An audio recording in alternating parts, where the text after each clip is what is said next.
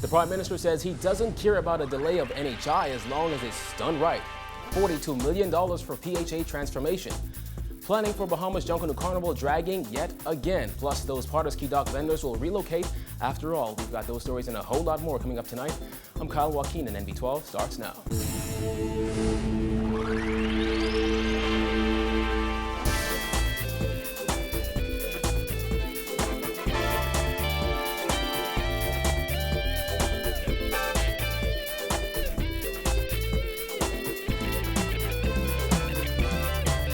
Talking news tonight, in the wake of an admission by Health Minister Dr. Perry Gomez that the introduction of national health insurance will likely be delayed, Prime Minister Christie said today, even if NHI does wind up being pushed back by months, he wouldn't consider it a delay as government wants to just get it right. The Prime Minister also hit back at former F&M Senator and Deputy Chairman Dr. Dwayne Sands for his comment that a delay only speaks to government's incompetence. Christie said he's never one to be judged by a time sequence and suggested Sands is only trying to gain political traction. Dana Smith reports.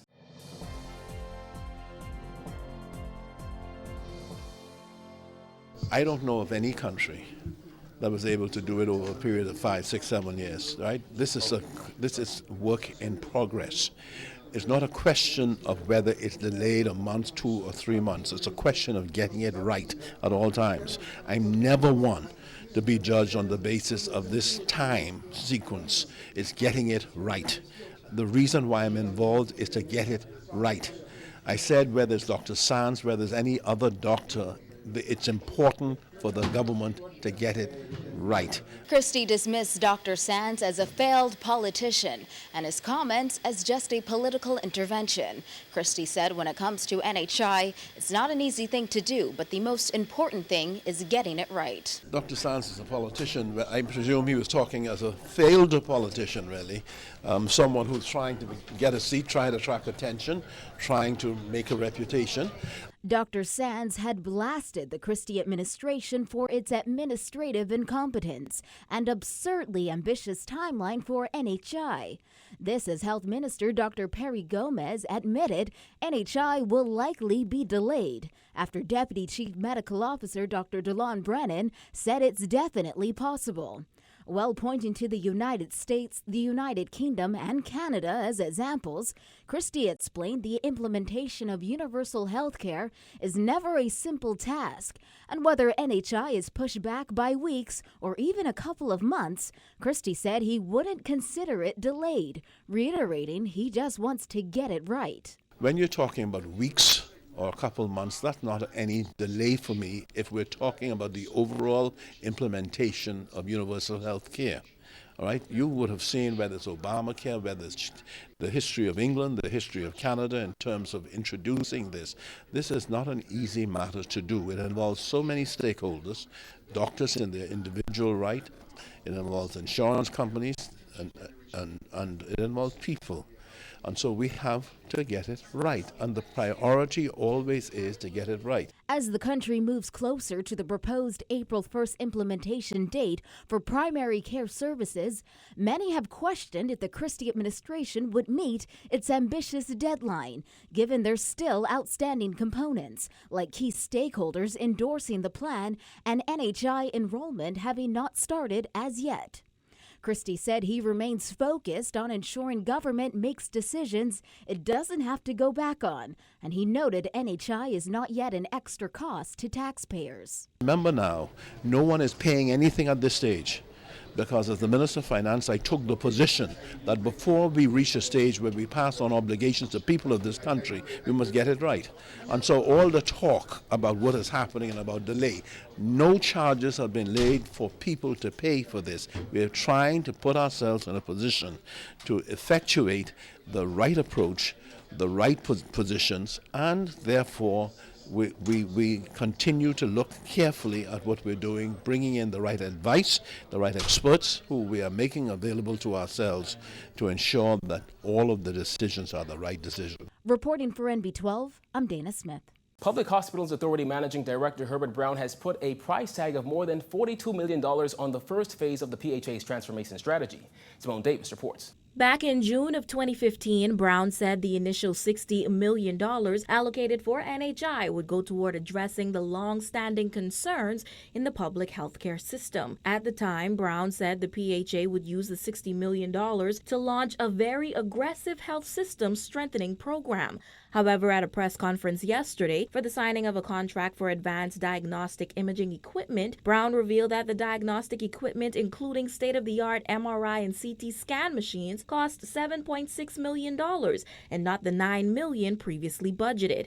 He also spoke to the cost of other items in the strategy, including the hiring of more than 20 doctors. We are going to be engaging. In fact, we've already engaged a number of physicians in Grand Bahama, some 28 physicians who would have already been engaged, not only for the hospital, but certainly for the community health services as well. The PHA managing director reported that within weeks, the PHA plans to facilitate the upgrade of the maternity ward at the Princess Margaret Hospital. He also reported that the PHA plans to carry out similar upgrades for the accident and emergency facilities.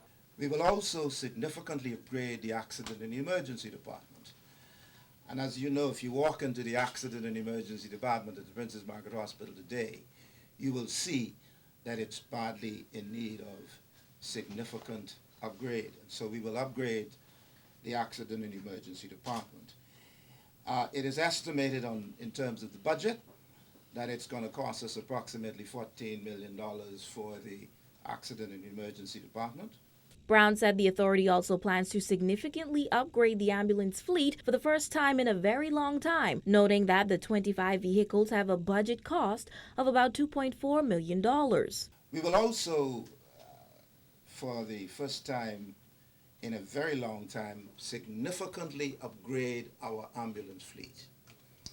We have already ordered 10 of the 25 ambulances that will be deployed throughout New Providence. And as you know, we've decided that in order to improve our response time in New Providence, we will deploy ambulances to the Flamingo Gardens Clinic, to the South Beach Clinic, and of course to the Elizabeth Estates Clinic. He said the budgeted figure for the Rand Memorial renovations is more than $11 million. The managing director also reported that the West End Clinic would be completely renovated and would be increased by 100% with an attached 24-hour ambulance service.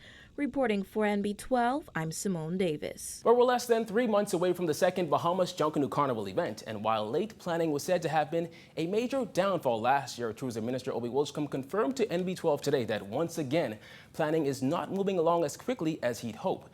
And while things went $4 million over budget last year, Wilchcombe said that shouldn't be the case in 2016.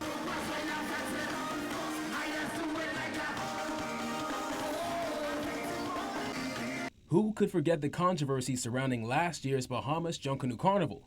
From a local artist calling for the event to fail to the question of who would headline a major concert to organizers not having enough time to effectively market the event internationally, Carnival got a lot of bad press last year prior to May 7th. And it was due in part to late planning. But as we get closer to this year's Carnival event, planning is said to not be moving as fast as it should. Well, we could have been moving much more quickly, but we believe that the experiences allow us to move much more methodically, and we are achieving, I believe, what we want to, making sure that we have a budget that's workable. The budget is being looked at now. We're analyzing the budget to ensure that we don't find ourselves where we were last year. We want to make sure that our marketing is in place, and we have all the marketing tools, all the programs have already been developed. And we are working with the various groups to ensure that their participation. So the briefs that I've had so far tell me that we're moving. There are those who wish to be moving more faster, but sometimes it's best to move methodically to ensure that we can get all the things done correctly. So far, the Festival Commission has already received its charge from the government and has begun meeting. Carnival bands have also begun selling their costumes. If you were to Google Bahamas Junkanoo Carnival 2016, the website bahamasjunkanoocarnival.com is at the top of the list. On that website is a date for each event, including the Music Masters concert that would feature the top songs in the Music Masters competition as well as a headline act. Despite being less than 3 months away, there is no word on who will be the headline act. Wilscombe said despite the timing, he anticipates marketing to heat up over the next few weeks. In fact, there's a meeting tomorrow with the cruise lines in Florida, being led by my team with the commission. Again, working with them. We have work being done in the United States of America right now. We're looking at groups that are going to be in the Bahamas or scheduling to be in the Bahamas at that time. We're going to get the message out. Last month, a flyer was released advertising a 4-day cruise package from Miami. The package includes accommodation on the ship, an all-inclusive Carnival package, as well as ground transportation. As for the price tag, they range from $600 to $650. But the government also got more flack when it was revealed that last year's event went $4 million over budget. Wilscombe said this year that shouldn't be the case as the budget has been cut. Yeah, it's really high. No, sir. We're trying to get that budget down, kind of shave it down to make sure that what money is spent purposefully. Make sure that we are cutting some of the costs that were realized last year. We want to make sure that we have a budget that's workable, acceptable to the Bahamian people, but we want to make sure more Bahamians are involved as well. Wilscombe said what they're trying to do is incorporate more Bahamians in this year's festival, but without overspending. We're working to ensure that we don't overspend, that there is no overspend, that there is a better budget, and a budget that will seek to realize a successful event on the one hand, but at the same time to ensure that we are giving opportunities for Bahamians. This year's Junkanoo Carnival takes place May 5th through the 7th. When NB12 returns, an update on the vendors out at Pardusky Dock. Stay tuned.